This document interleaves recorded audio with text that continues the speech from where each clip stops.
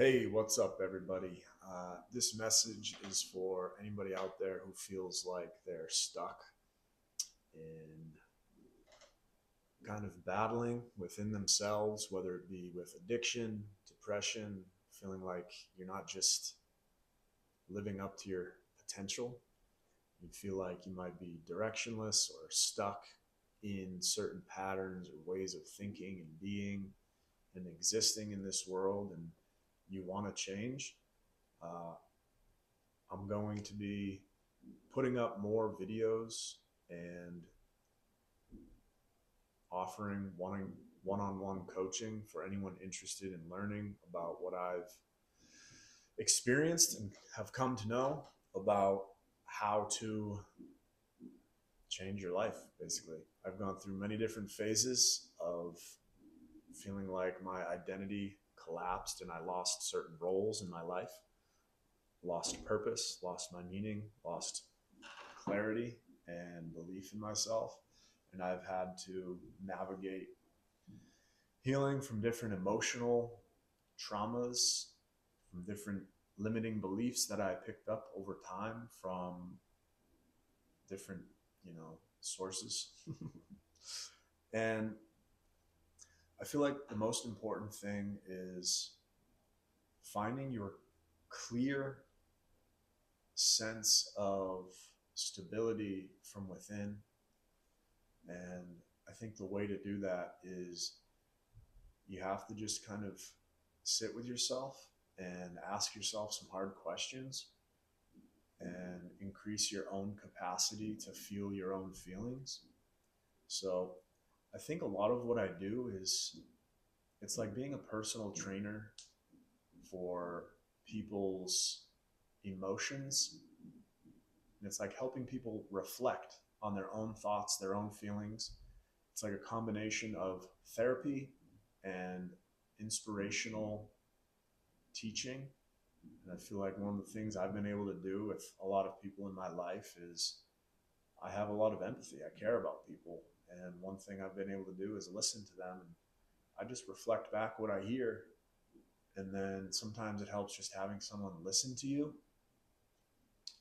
and reflect back what you're saying and just being heard sometimes, and having someone to hold space for you to share without judgment can create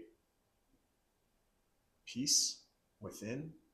When you feel like you're not judging yourself and criticizing yourself, I think it helps develop compassion for yourself. And when you have compassion for yourself and more conscious awareness, and you have someone to kind of share that hard struggle with, I think it helps make it lighter. And then what I try to do is encourage people to share their authentic feelings and what they're going through and their struggles. And then I just try to offer all of the things that have helped me over the course of my life with 12 and a half years of sobriety and being clean from, drugs and alcohol, learning to meditate, going to therapy, getting different degrees, studying, holding different jobs in different fields, pursuing different creative projects, and just constantly trying to develop myself and become, the best person that I can be. And doing that from a place of stability and having something to offer, and doing it out of joy, not for some sort of external validation or confirmation that my beliefs are the right beliefs or whatever that might be. So all I have tried to do in my life is seek the truth, speak the truth, and embody as much purity and goodness as I can, and just live that. And yes, I enjoy making jokes and being funny, but I also feel like I don't always share the true depth of who I am, because sometimes it's seen as a weakness. And I feel like that was a fear of mine before, whereas now I feel like I'm more comfortable and more confident sharing who I am at all different levels, because what I've realized is that I have many different sides to my personality. I have my deep self, who's very spiritual and has a lot of wisdom from the knowledge and experience that I have. And a lot of that has come through suffering and struggle and failure and mistakes. So I have that side of me, but then I've also got, the playful comedic side that just wants to make jokes and have fun. So I feel like we all have these different aspects of our personality. And what I have come to realize is learning to trust yourself and becoming more of your authentic self, and like learning how to express yourself is one of the best ways to be happy. Um, I've gone through different phases of my life where I suppressed my creativity. And what I realized that was when I suppress my creativity, I become really depressed. So I did some research on it and I found that the opposite of depression is not happiness, it's expression. Okay. The opposite of depression is not happiness, it's expression. And for me, that was mind blowing when I read that, because I feel like the times in my life where I was the most depressed, it was when I was not creating something. I wasn't using my life force energy to create something, whether that's music or acting or playing a sport or writing, um, whatever it is that you do to express yourself, your creativity. It can be dancing, it can be movement, it can be, athletic, it can be music, painting, writing, reading, finding ways to just verbally talking like this. This is a form of self-expression. I feel like the times I've been most depressed are when I have been most repressed, which means I wasn't allowing myself to be myself. All right. And that's one of the things I feel like I want to try to help people who are in a depressed state to realize, is that you can get out of your depressed state by expressing yourself. And at first, that might be scary and it might be hard. And you don't have to do it publicly. That's another thing. I'm doing this publicly after years of learning how to do it kind of quietly through journaling. Journaling is a great start to learning to express yourself. Talking to a therapist, talking to someone is a great way of expressing yourself. If you have repressed feelings like rage, shame, guilt, doubt, fear, I understand. I've been there. I know those feelings are fucking heavy and they suck. But if we don't learn how to feel them and heal them, they will continue to be stuffed and come out in ways like depression or bouts of rage or addiction, or negative impacts on your relationship, your job, your mental health. So there's a saying, what is it? It's like what we resist persists. So if you're resisting those feelings of guilt and shame, if you're resisting feeling the trauma or the experiences you've had that created those negative feelings, if you're not willing to go back and look at them and heal from them, they will still continue to act on how you are operating. So if we don't heal the past, it will continue to shape our future in a negative way. We need to be able to reflect on our past from an observant, judgment-free place where we can just feel whatever feelings need to be felt about it. If we need to feel some moments that are difficult, whether it be shame or guilt or regret or whatever it is, anger, grief, we need to be able to feel those things fully and then let them go, because that's the only way that we'll be able to fully heal them and move on with our lives. The reason I feel like I'm able to articulate this and know this now is because I held on to things for so long in my life, whether it was whether it was anger or pride or fear, shame, guilt, doubt, grief, longing. I've held on to things before, so I know that feeling. And I know that sometimes it's really scary to let it go, because that's what you've built your identity on. If you build your identity on certain experiences, if you've used trauma to motivate you to get further and further in your life, that has shaped your identity. That is a developmental trauma that has shaped and formed who you think you are. And I know some people, I was one of them, who use those things as motivation to move them and inspire them in directions that they think they want to go. And what I realized from my life and my past, I used a lot of pain and anger and experiences that I had that caused certain feelings like grief and sadness, shame. I used those things and I held on to them to motivate me to work out harder and be a better athlete. I tried to channel all that rage and that anger. And there's a certain amount of that I feel like is beneficial. And then it comes to a point where you have to ask yourself, is this still serving me in who I want to become? Is holding on to these feelings from my past still serving me in who I want to become? And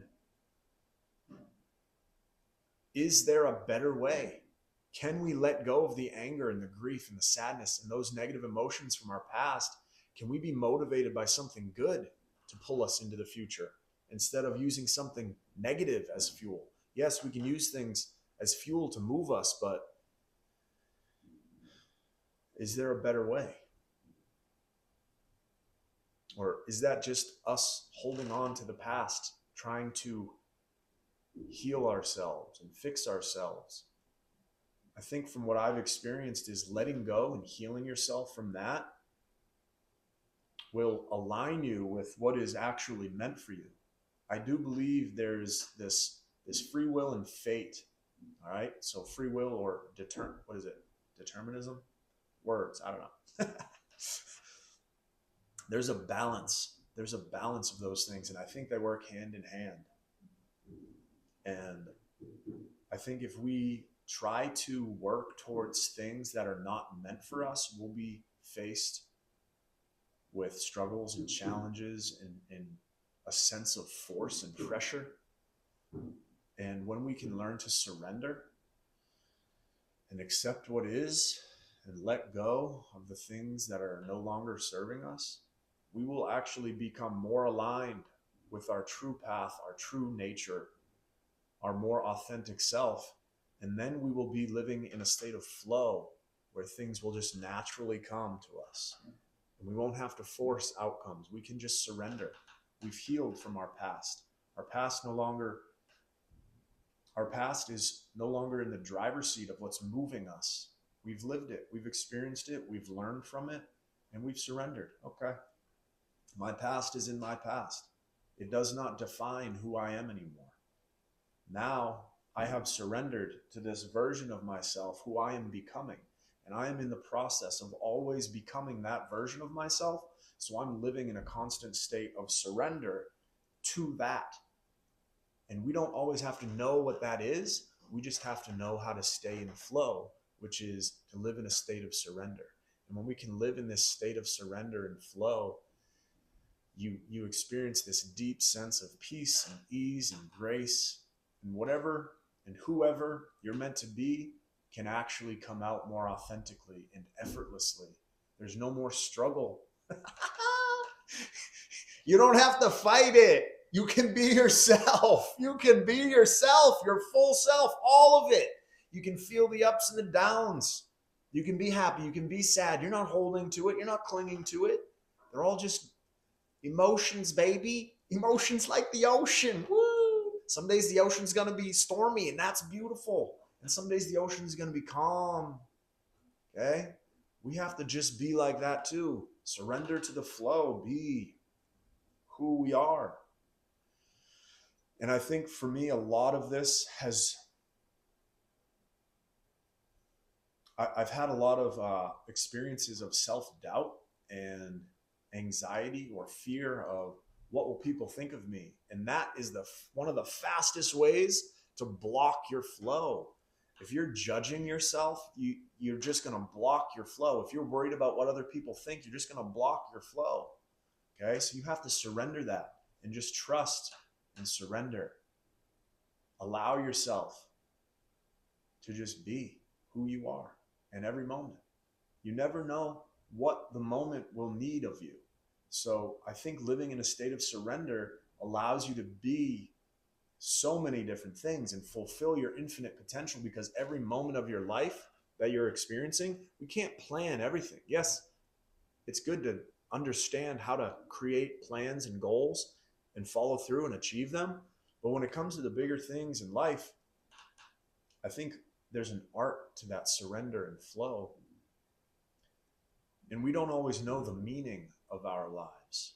We can try to understand what our values are and what we think the meaning is of our life, but we never fully truly know what our influence will be. And one of the stories that I experienced in my life to help me really realize that was, I think, 28 or 29 years old. I was a professor at a university, and I was teaching health and wellness, but I was still like stressed out and feeling like I wasn't doing enough in my life. And I had a girlfriend at the time, and we were going to this parking lot to go to this trail and go for a walk. So I was complaining to her, and I was just like, I feel like I'm not doing enough. And I was like teaching, at a university and helping a lot of people, but I still felt like I wasn't doing enough. And so I was contemplating my purpose and all of this on this drive. And as we pulled into the parking lot, I'm, driving my car, and I look over and I see this van, and it looked like there was a fire in the center console. So I was like, is that lady's car on fire? And I see this lady like outside of her car, like 15 feet away. She's playing in a puddle. And I'm like, what the hell? So we pull into the parking lot, and I drive over. And by this time, a full-on flame, like 4 feet tall, is coming out of her driver's side window. It's a minivan, like a gold minivan. Her driver's window is open, and there's a flame coming out of the window. And I pull up way behind the car, and I open my door, and I jump out, and I yell to the lady. I was like, hey, your car's on fire? She turns, she looks at it, sprints over, opens the sliding door right behind her driver's seat, reaches in and starts fumbling around with something. My girlfriend and I are now out of the car watching, and she pulls out a little baby, crying, this like little 1-year-old baby. It's like this big, screaming, crying. She pulls that baby out of the car, and they run away, start running down the trail. My husband then comes up. He was down fishing in the pond. And I was just in shock. So called the police, because these people took off running down the trail. So then I was like, all right, well, I tried to analyze it. I was like, are they on drugs? But I'm like, good Lord, here I am driving around complaining I'm not making enough of a difference in my life. And somehow, spontaneously, without even thinking about it, drove by at the perfect right time so that this woman got her child out of the car in time without being burned and without dying. So you never know the meaning that your life has in the greater good. And it's amazing because, like, if you think about it, how much of an impact your life has on other people, you might not always know in the day-to-day.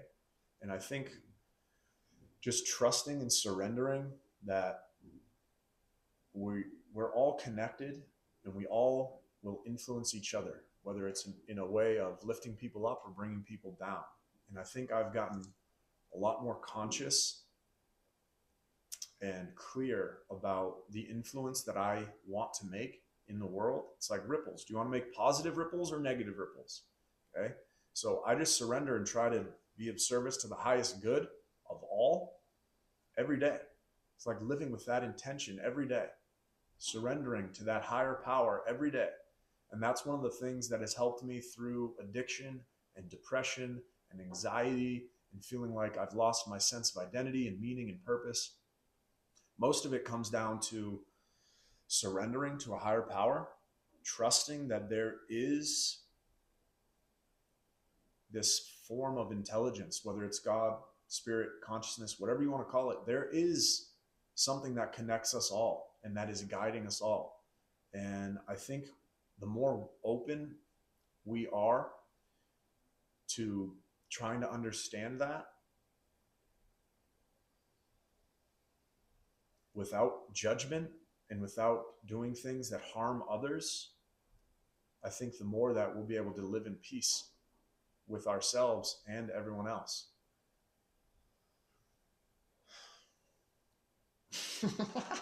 Anyway, yeah, just doing a little video before lunch. Okay, well,